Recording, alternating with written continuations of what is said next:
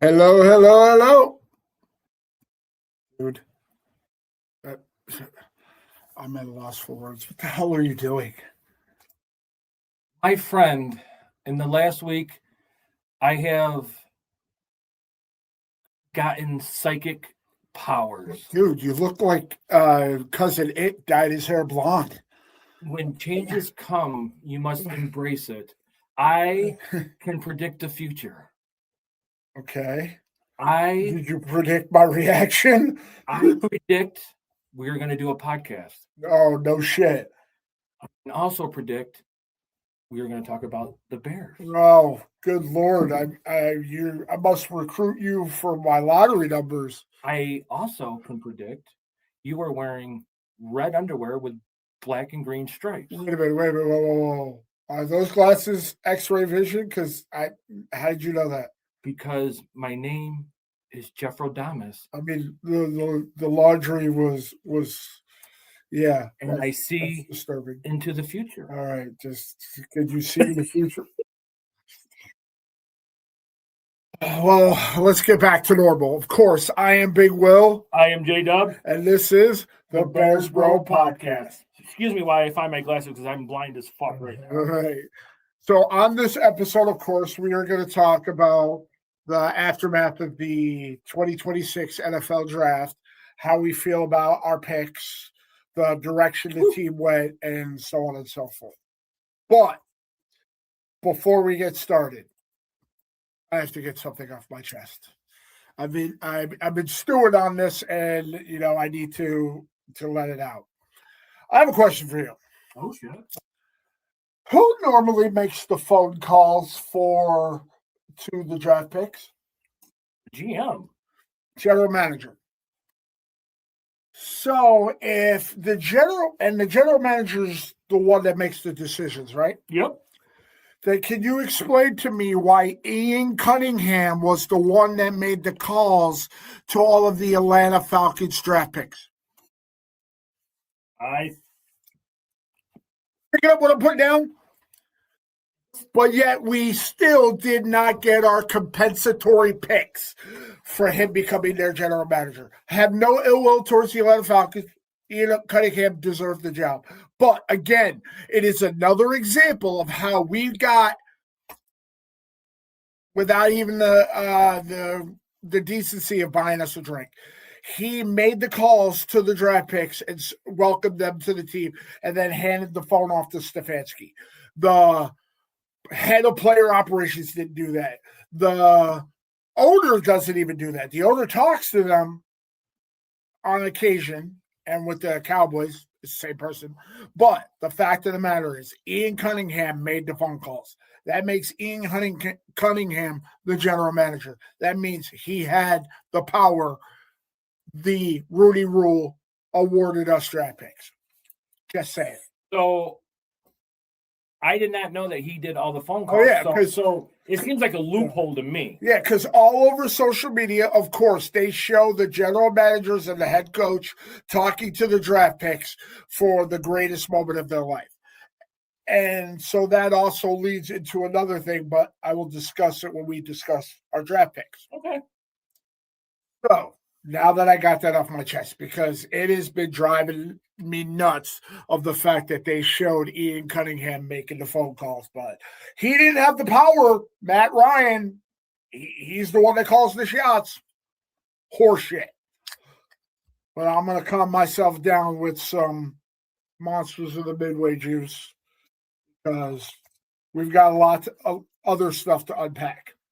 Thank you for giving me the moment after your whatever the hell that was moment. So thank you for allowing me to do whatever. And one of these days I'm going to do a show naked. So no, then that's the day. Let me know so I can call off and talk to HR and tell them I'm on vacation.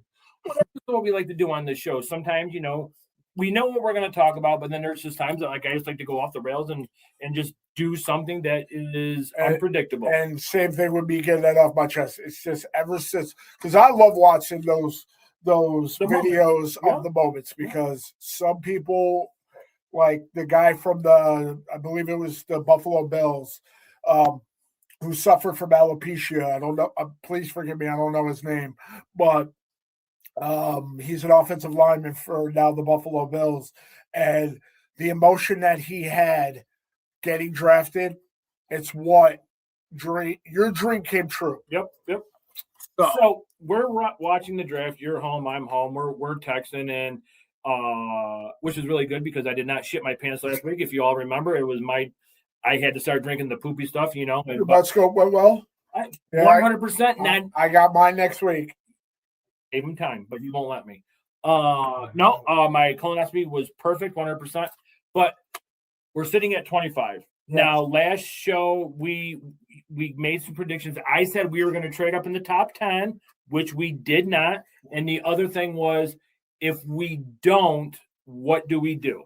And in all honesty, I'm glad we did not trade up. Me too. I'm glad we didn't give up our number one or draft equity for a name. Yep. A name that we're also going to have to pay. Like I thought about it, Dexter Lawrence. Not only did the Bengals give up way too much, giving out the number 10, but then they gave him a contract extension. The Giants very well could have done as well. So obviously he wanted out. We don't want those type of players of, are you going to have to worry every year he's going to walk into the office and say, I want more money or I'm not going to show up. Thank you. Have a nice day. John Harbaugh started a new regime with the Giants and said, thank you, but no thank you. Mm-hmm. So we're sitting there and, which I also love the fact that the draft went rather smooth. And I just want to give a shout out to Fernando Mendoza, staying at home with his mom. I got a little teary-eyed. To me, yes, he knew he was going there. Money didn't matter because the Lincoln didn't. But like I said, unless to see him home with his mom, that made me that was great. So we're sitting there at 25. The draft is going pretty smooth, and I'm like, okay, too. You're texting me back and forth. Okay, hey, our guy is still there. A guy is still there. The pick comes in, and I of course, he is the draft expert between the two of us. To an extent, I got people. Speaking of that, nephew, thank you for all of your draft insight.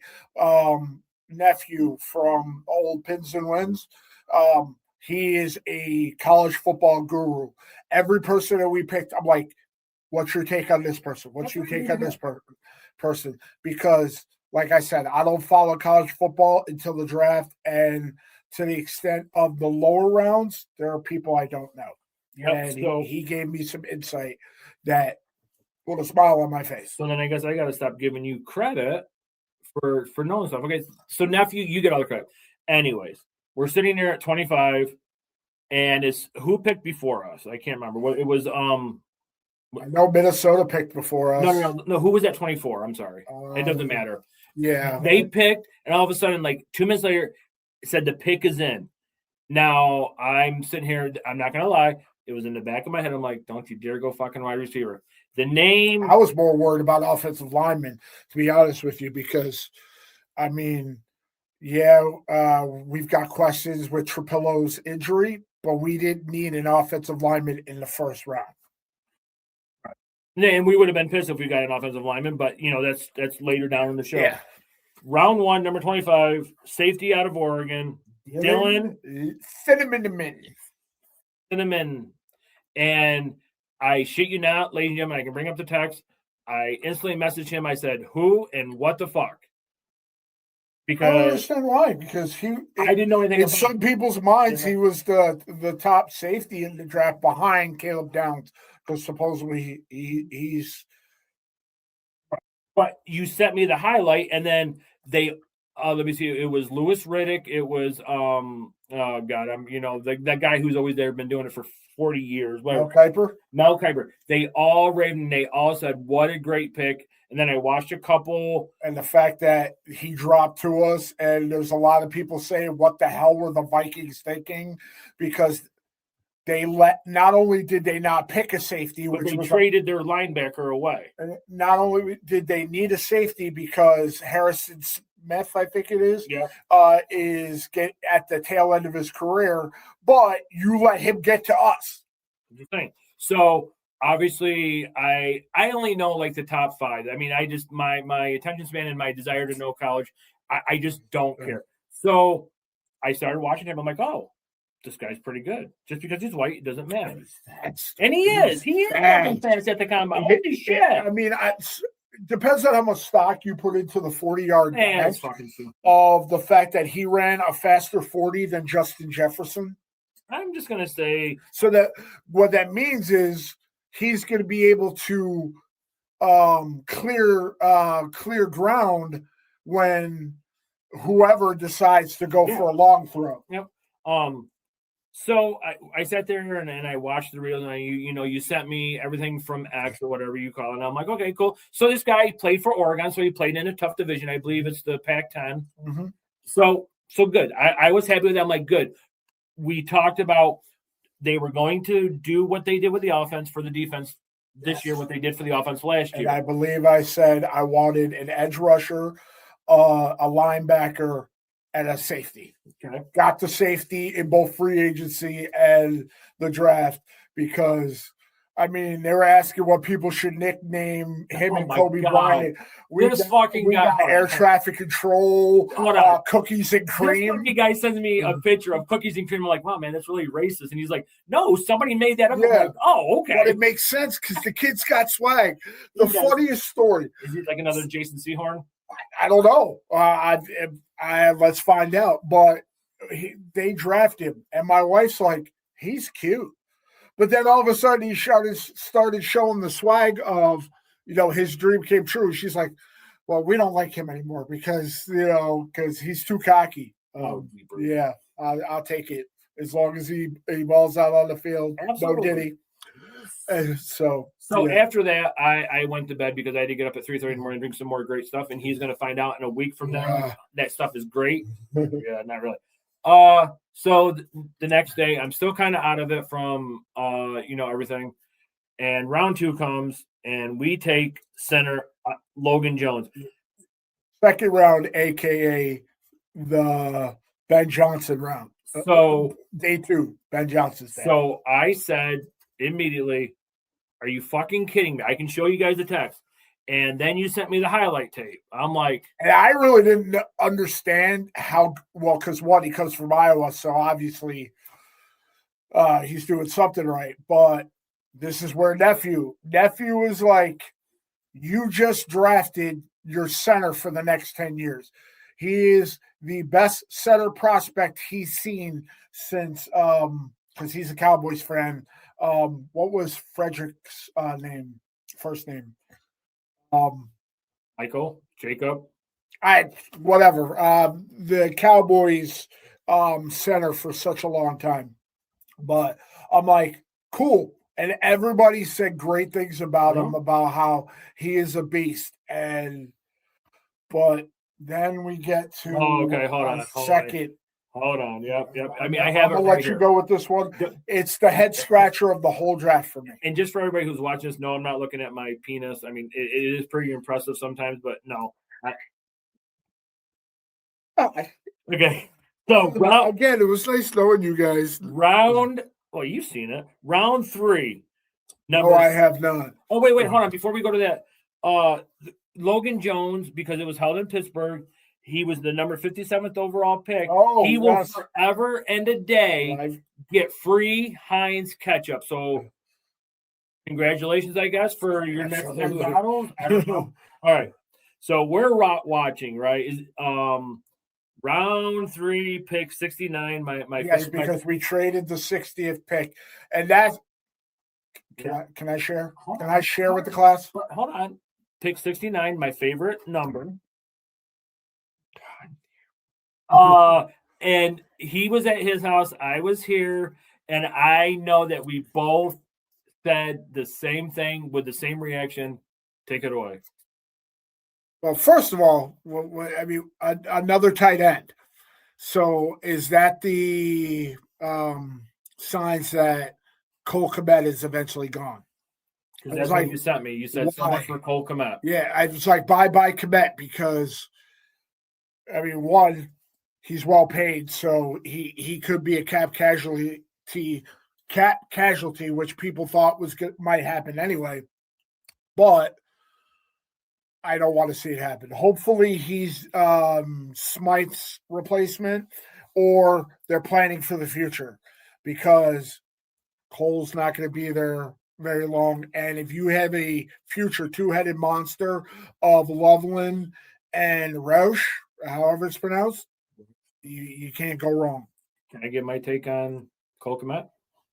Yes. You know. And then I will give what bugs me about the situation. I've said it before. I am a huge Cole Kmet fan.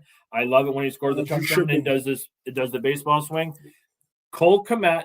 See, this is why my reaction was like, "What the fuck? Why did you draft a tight end that early?" Cole Kmet was there during Eberflus, Justin Fields. Yes. Okay, so last year we go out and we get Loveland, right? I mean, we should have gotten Warren. I know we should have gotten Tyler Warren. I know we should have sooner. Or I'm sorry, in this last year's season, our tight end Colson Loveland took over as the number one. Absolutely. As what did Cole Kmet do? Whatever you need, I'm your guy. Cole Kmet came up with his biggest catch ever in the playoff game, right? Biggest catch ever. This guy took a backseat to a rookie, didn't go in and be like, I want to be traded. I want more money. Fuck this shit. He said, with all due respect, he didn't pull a DJ Moore. As much as I love DJ Moore and his exit was classy, part of me wonders, was DJ Moore salty because Road overtook him? And then we bring in Luther Burden, and he was now option number 4 because Colston Loveland became option number 1 when Caleb needed a first down. Mm-hmm. Absolutely. After, I would say, the second half of the season. Yeah, I'm just saying, if it was me, which it is not, I would be like, Cole Kmet, we have what you did, your character speaks volume. You're a leader. We need this. We're not going to trade you. It's a head scratcher, as you say. Head scratcher. Why did you draft him? Unless. But the one thing that I will say, after how successful last year and the draft class from last year completely transformed our team, until further notice, I will give Ben Johnson the benefit of the doubt of the fact that he is building his team. He's not draft this guy just because I need to draft somebody in this position. All of the options, Zion is gone, and I will address that in a minute. TJ Parker was gone. All of the edge rushers we were linked to, since we were linked to everybody, were gone. So why just reach to draft a guy when unless there's unless you had him on your board, but yet you can continue building your offense by adding your type of players. But here's what bugs me about the whole thing. Because one, we traded out of 60, and we traded it to Baltimore. And who did Baltimore draft? Zion Young.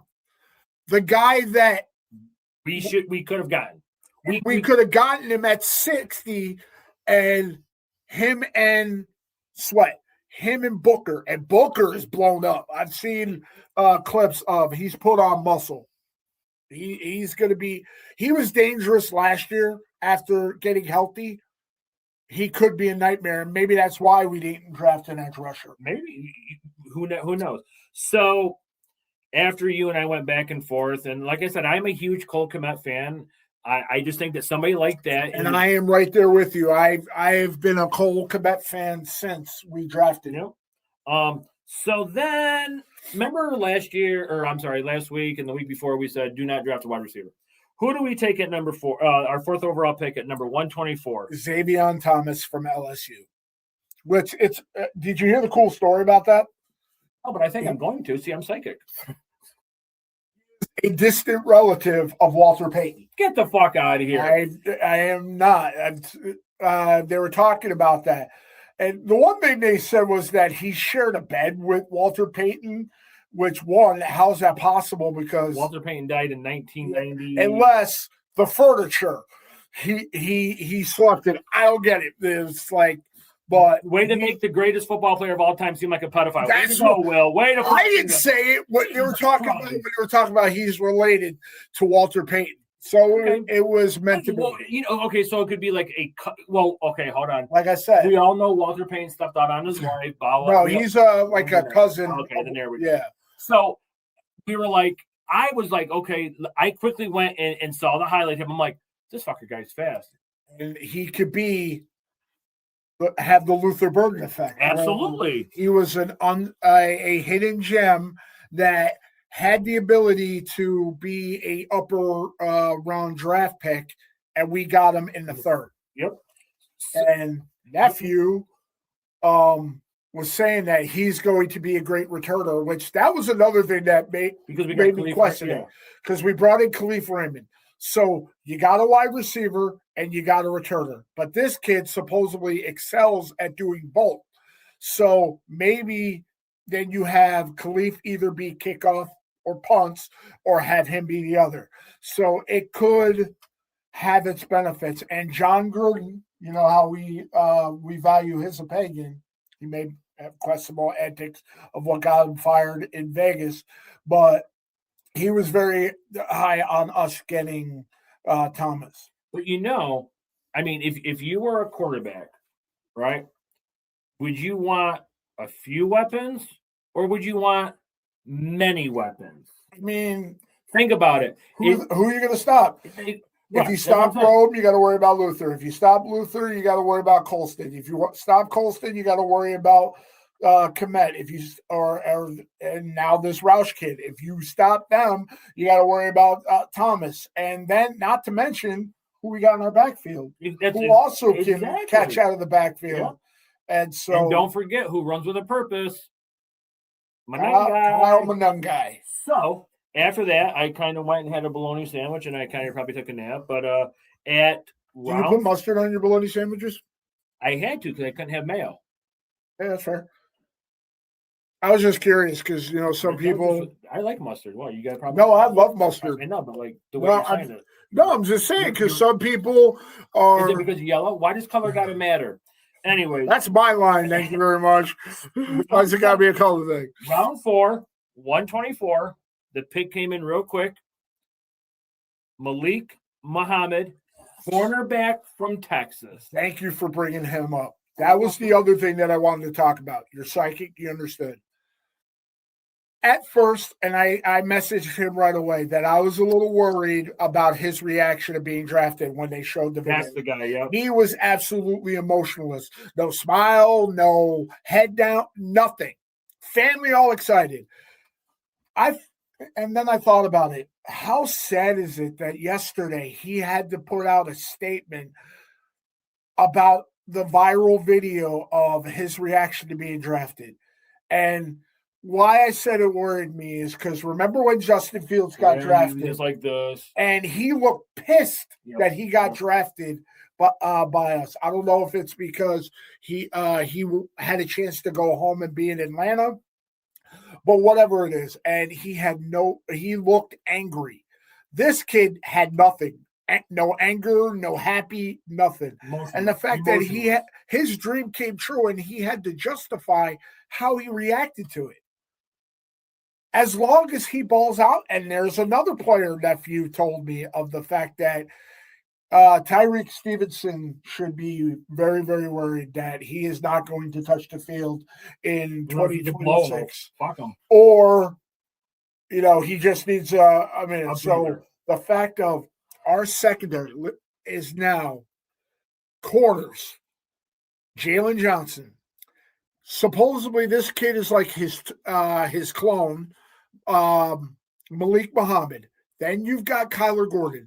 And in between the two of them, you've got the ball hawks of Kobe, and Dylan Thinaman. I'm sorry, you can't do that. You got to call him cookies and cream because you can't. I'm sorry. I got to see him play to be able to say, maybe he's another Jason Sehorn. We all remember what Michael Strahan said.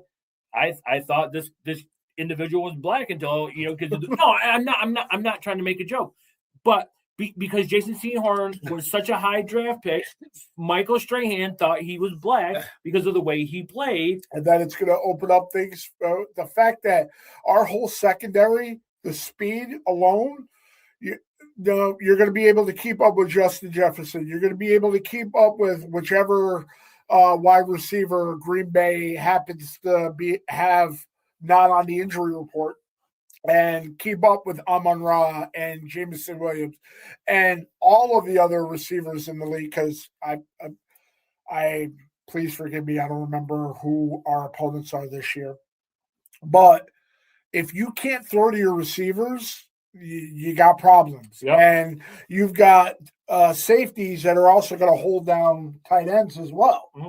And we all know that Ben Johnson, Ryan Poles, and Dennis Allen are not going to – they're not going to do what the regime before all this did. We're like, blah, blah, blah, blah. So let them get that extra 15 yards so that they can get a game-winning field goal. Oh, yeah. Sorry. The therapy pill. So send it to my agent. So I like that pick. I did do some research, and he played for Texas, so he played in a tough division. He didn't play a cupcake. He didn't play a cupcake schedule, so he went up against some really good talent. So so the next pick was a linebacker, round 5, number 156, Keyshawn Elliott, linebacker out of Arizona State. I didn't get much information on him. I apologize. He's going to be a solid backup. That was nephew's critique. He's going to be a solid backup. But going in the 5th round, it may light a fire under his ass to be like, hey, I got to put in more work. I mean, I go back to the Russell Wilson drafted in the 3rd round. He worked his ass off and he got to starting. Look at Noah Sewell. Noah Sewell, I believe, was a 4th rounder. And he worked his tail off. So here is your favorite guy. Okay, our last draft pick, because for whatever reason we traded to Buffalo the last 2 summits, whatever, no matter. Your guy, Jordan Vanderberg, defensive tackle, Georgia Tech at round 6, number 213. I forget they say. Oh, he's South African. Sorry, but he's supposedly a beast. And a lot of people are already on Sports Mockery are saying that he could be our Monangai 2.0 of a very late rounder that could plug that middle of the defense, and along with Dexter and Jarrett, if Jarrett sticks around. Wait a minute. Apparently, no, wait. I might have misspoke. You sent me a weird. No, we're going to get into that. Thank you. We're talking about the undrafted free agent. Oh, there we go. Yes. Yes. UFDA. Yes. And apparently we got some good ones. I heard that. And the funny thing is, if the one that nephew told me is a good enough receiver to make the roster, I may be able to have my last name on a jersey, because we drafted Squirrel White from Florida State. That's his name, Squirrel White. I'm like, I lost the opportunity when Kevin White didn't pan out. There's another third. Bring that shit up. Stop. Rex Grossman. Oh, he got us to a Super Bowl. The fuck he did. Shut up. Defense and Thomas Jones, and he still had to throw the ball, but no, he made Curtis Conway look good. Curtis Conway was good. Yes. So him and Bernard Berrien. But speaking of the undrafted free agents, the headliner for me for the undrafted free agents is, do you realize we have the opportunity to have a vanilla gorilla next to the Canadian Eagle on our offensive line? Hold on.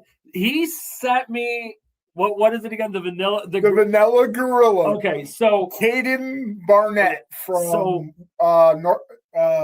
Wyoming. So Will and I, obviously, we joke. There's nothing personal, and we always talk about color, or stuff like that. We joke. Nothing serious, like what you can. Nothing serious and nothing disrespectful. When he fucking sent me that, I'm like, what the fuck?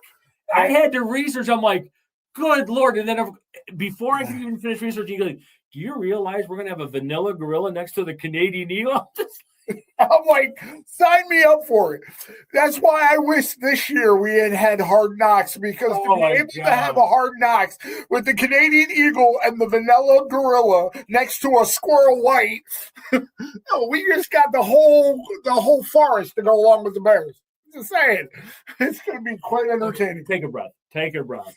The whole forest. Squirrel, great. Gorilla, Eagle, great. The Green Planet is going to come back. Great. No. Oh, so after just doing a little bit of research, I don't do a lot of research. It said you don't do research. No, actually, I don't. I rely on you, and then I find out that it's not really you, it's nephew. So I do my due diligence. I wish we could have a green screen. I could just block you off and put in that nephew guy. There's so many people that said the Bears are now equipped to go to the Super Bowl. Whoa. Pump your brakes there. We do. Out if Caleb continues to grow. But let's look at the pieces we brought in. Can this Cinnamon guy from Oregon be as good as this Kobe Bryant? And can he be what we took him at 25 for? First of all, we still have Al Harris. So I am beyond excited of the fact of you realize last year we led the NFL in takeaways with it was either 32 or 33.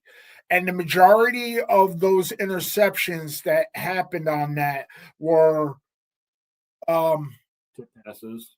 Kevin Byard, gone. Byard! Nishan Wright, gone. Who's CJ Garner Minshew. Edmonds had 4. And Edmonds. All of them gone. And what did we do? We went in free agency. It got Kobe Bryant. And Brisker. So, I just freaking name him that. Bryant was Byard's replacement. Now you go and get Cinnamon, Brisker's replacement. Younger, faster. And you give Al Harris to mold him. We may end up having 40 takeaways next year.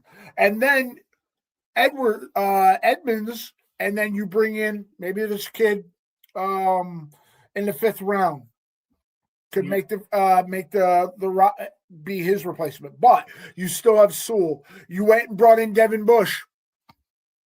And then you added another corner to take right spot. Yeah. And if Malik Muhammad is as good as they say he is, your roster got younger, got quicker, and you still have the guy in the kitchen.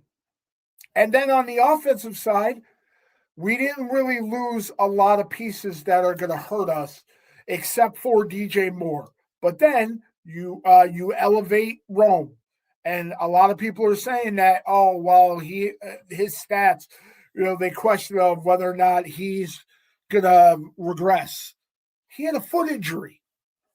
And then you have Luther Burden III, who was dynamic in every time he had the ball in his hands. The flea flicker.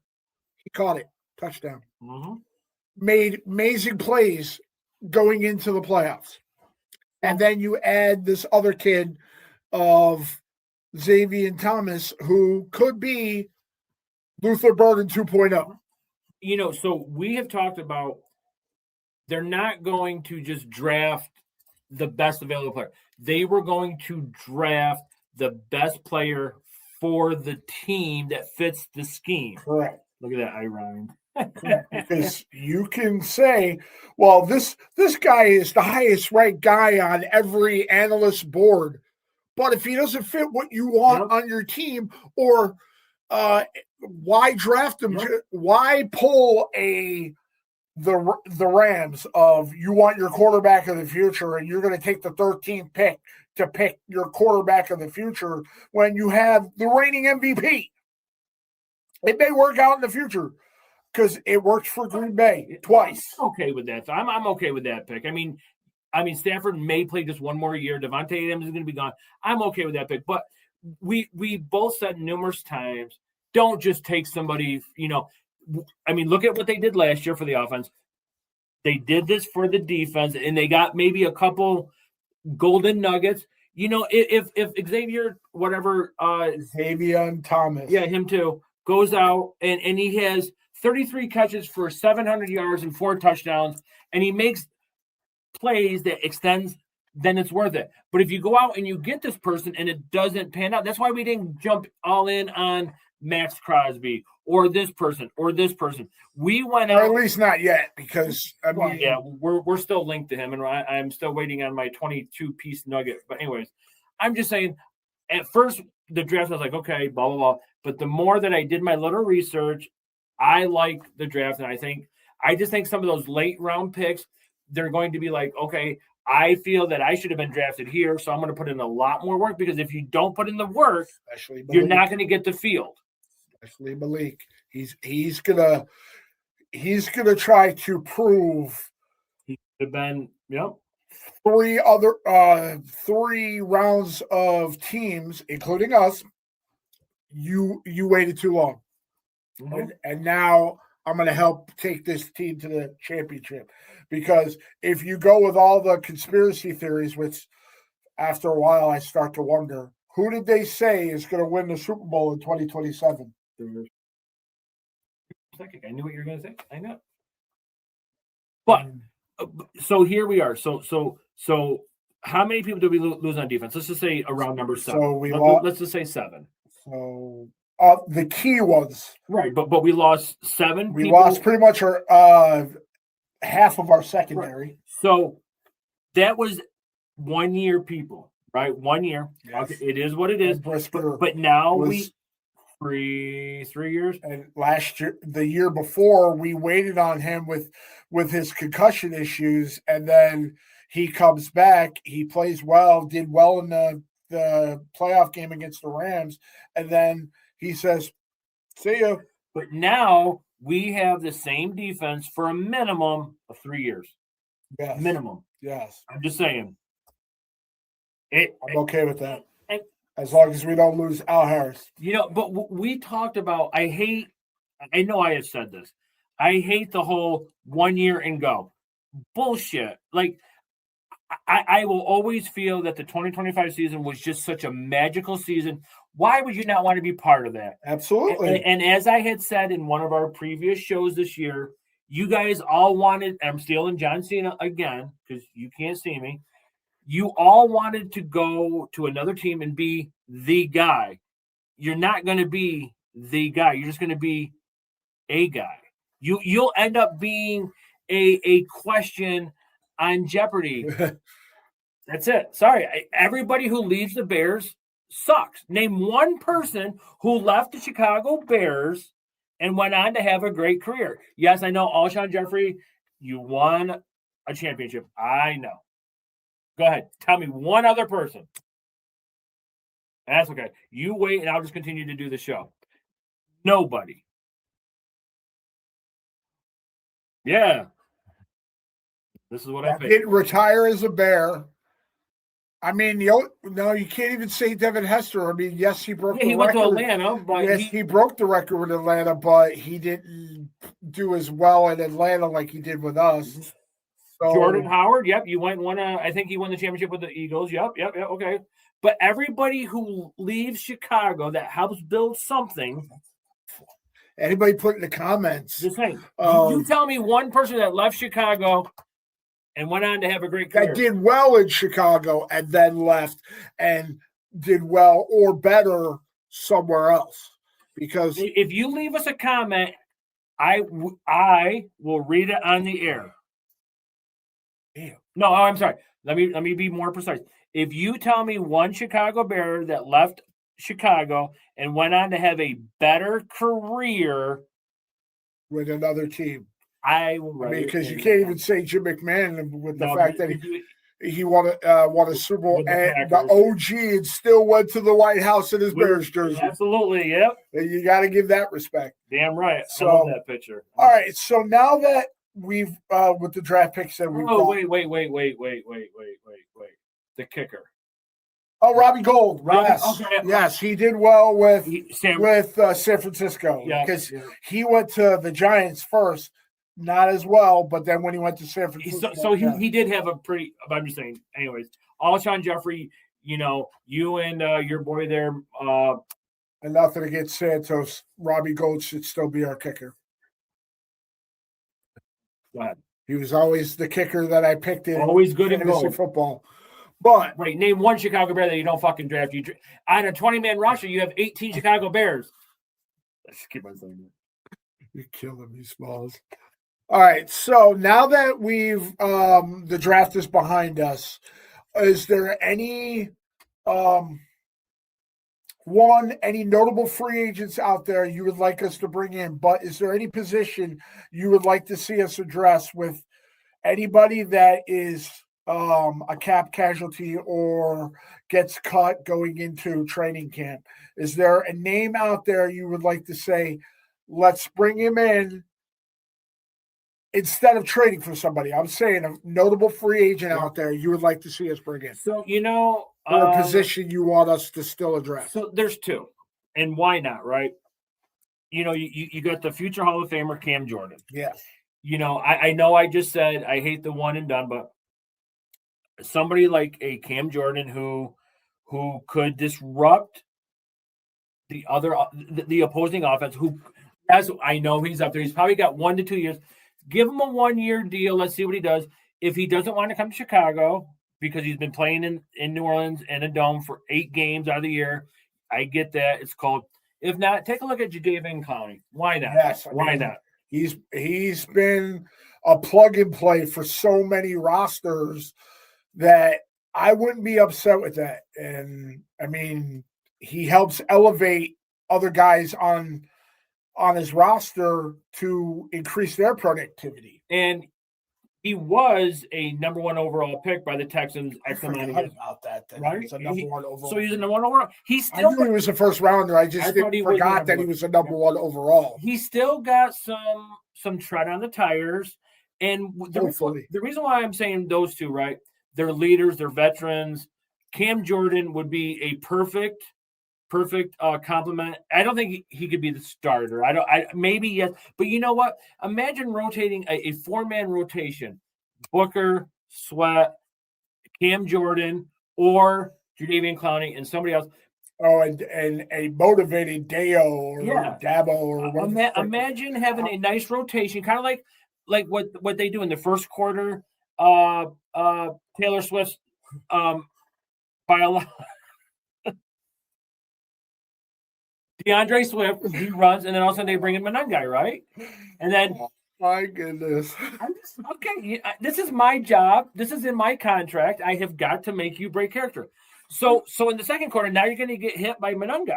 Yeah. And then in the third quarter, I'm just saying, imagine Sweat in for a couple plays, and then say Jadeveon Clowney comes in. Now you go from a beast to somebody who's quicker. Yes, and you can mentor. Yes, like either one of those two guys would be the hell of a mentor for Booker. And just like what we were hoping for out of Grady Jarrett last year, which hasn't panned out. Let him go back to Atlanta. Let him follow Oz and realize maybe I need to go back home or call it a day. This is my face. Get Jared the fuck out of there, you fucking bomb pussy. Anyways, no, I'm just saying. Whatever, I don't care. You pay all that money, whatever. But I'm just saying. Imagine just a rotation. Mm-hmm. So now we have like 5 wide receivers. So this is my point. Imagine trying to. We're going to try out Scotty Miller. Which you sent me that video or the picture. Talk about size difference. Yeah. Jesus. Yeah, because him and Cole Kmet were high school teammates or something. Yeah. Something. So here's Cole Kmet and here's little Scotty Miller. But yeah, I'm just saying. So my point for the rotating defense is, so we got 5 wide receivers, we got a couple of tight ends, we got a couple of running backs. Imagine trying to game plan for this set of 3 and this of 2 or this formation. Oh shit! Now you're sitting here going against Austin Booker. Oh wait, now you got to get Jadeveon Clowney, or now you got to go against Montez Sweat. You're going to have some tired offensive linemen. That's what I'm saying. And so I'm after giving it some thought, I still question the Roush pick because we didn't need another tight end. But Ben Johnson knows what we he's have doing. to trust it. We have to. Ben Johnson knows what he's doing. He proved it last year until proven otherwise. And he brought in guys that are going to fit what he wants to do. Yep. This is his team. And it worked last year. We went from a joke to the Kings of the North. We beat the Packers 3 out of the last 4 years. I want to point that out again because I got Packers fans always talking shit of, Caleb is your new landlord in both your house and ours. But we can be what the Lions were when they were a joke. They brought in the right pieces, and look at them now. They're a perennial playoff team, a perennial number 1 overall seed, and they are talked about over and over again of they're getting all the primetime games, and Caleb is getting the respect he should have been getting all last year. I mean, there's rumblings he's going to be the Madden cover artist, which part of me worries because of the curse. Jinx, yeah. I mean, but he could be the one to debunk that, and his leadership is starting to show, and I'm happy about it. And yeah. Okay. And don't forget, we still got Ben Johnson, who doesn't hesitate of him. You saw the clip of him telling Caleb, shut the fuck up. Yeah, I love that. You pointed that out. But that's great, though. I love that instead of the whole kid gloves. Tell me. And they're the overreacting to the whole handshake thing. Like Kyle Brandt on Good Morning Football said, did you guys forget we used to have Mike Ditka as our head coach who picture flipping off on the field? Ben Johnson is getting it done. And hold on. Before you go about the hand anymore, remember the first game when they beat us, I'm just saying, Matt LaFleur, quick handshake off. But when Ben Johnson does it, it's wrong. Sorry. Oh yeah, and because he said "fuck the Packers" in a post game speech to his team. Who gives a shit?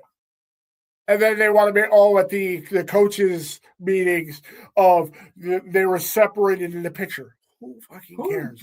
As long as he's not diddling a reporter and Vrabel style, yeah, I'll say it. Because that whole thing of the fact that he wasn't there night 3 of the draft because he was going to counseling, and now there's rumblings, there's people that want him to step down. I mean, it is his personal life. He made a stupid decision, and who am I to judge? Full disclosure, I almost did it. So I can't crucify him, but the fact of it happened, and it is affecting your team. What happens at home, as long as it stays at home and doesn't affect the team, then because you ruined the reporter's career and you weren't there for your team. Hold up. He didn't. She knew what was going on. She knew that. But he still, it takes two. I know you're right. Because yes, and supposedly there are questions on whether or not he was doing it when he was in Tennessee.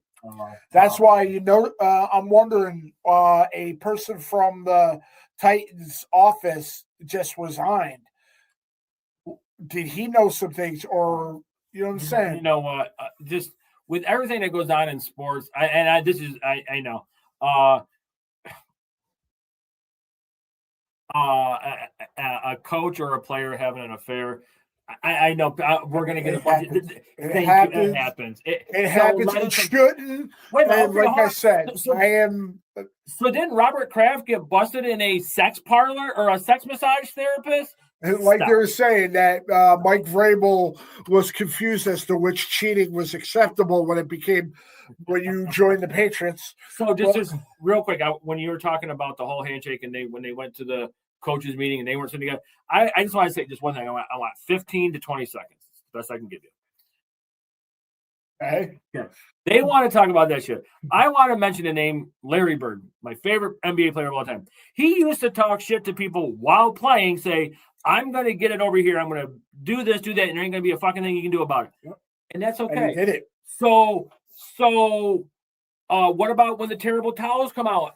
Is that okay? So you don't think look at the halftime when they were up 21. Look at Aaron Rodgers, the discount chip, double check. I still fucking own you. Thank you. And that was during the game, but that's okay though. But we win the game, and he says, "Fuck the Packers." What's he supposed to say? Goodness, how dare he say "fuck the Packers"?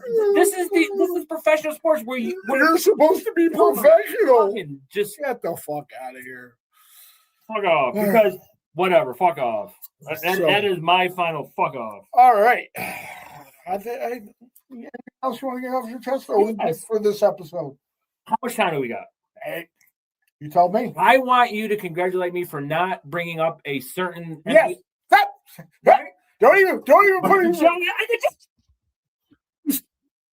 John Morant. Do you see how much of an idiot he is? All the time. He goes to watch Desmond Bain, his former teammate with the Orlando Magic, my team, by the way, beat the Detroit Pistons and go up 3-1. He gets a crucial 3-pointer, and he's celebrating in his seat. Okay, yep. Yeah, you're an idiot. You're an idiot. You're an idiot. You know, you need to 6'7". And yeah. So, all right. So, until next show, I am Big Will. I am J Dubs. And we are the Bears Bro Podcast. Peace. John Morant. Done.